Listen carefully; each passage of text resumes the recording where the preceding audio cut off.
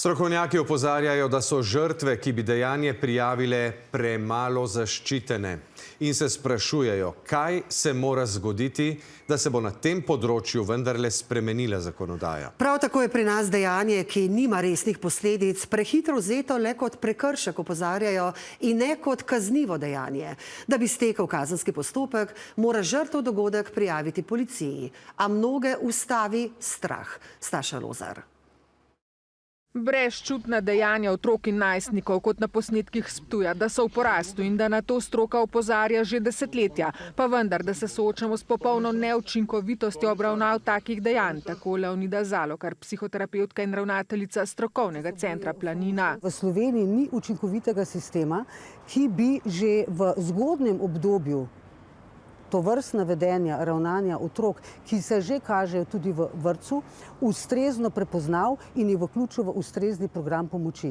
Tega v Sloveniji ni. So pa starši, da je premalo vedenja in preverjanja, kaj se sploh dogaja v družinah, kako starši vzgajajo, opozarja. Če da starš otroku alkohol, je kazensko odgovoren. Če da starš otroku konec koncev drogo, če hočete, travo, je kazensko odgovoren. Če mu da pa ekran, kar je škodljivo, dokazano škodljivo za razvoj, za možgane, za razvoj določenih možganskih struktur, pa ne odgovarja. Otroci dobijo pri enem letu, pri 2 letih telefon, ne?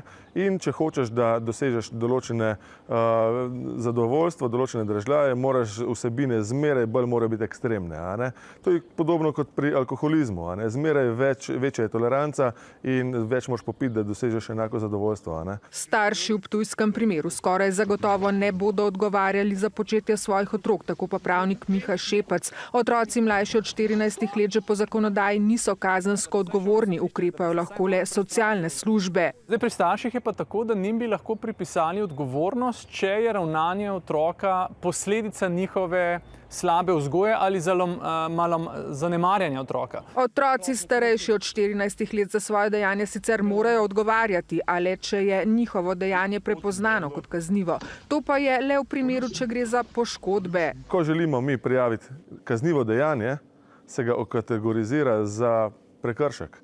Ker če želiš, da je kaznivo dejanje, potem mora žrtev prijaviti storilca, kar pa ne naredi zaradi bojazni, a ne pred posledicami. Da bi morali take žrtve zato bolj zaščititi s spremembo zakonodaje, še opozarja Šepac. Vsi se temu upirajo in mislim, da se bo ta premak na področju zakonodaje zgodil, ko se bo tudi v Sloveniji žal zgodil nek resen huden primer, kot recimo tisti v Srbiji ali kaj podobnega. In kot še dodaje, je bolj malo verjetno, da bo na Ptuju za dogodek sploh kdorkoli odgovarjal, saj so storilci na posnetkih mlajši od 14 let. In ker dejanje ni kvalificirano kot posebno hudo, pa tudi tisti, ki niso zanj vedeli in ga niso prijavili, niso odgovorni.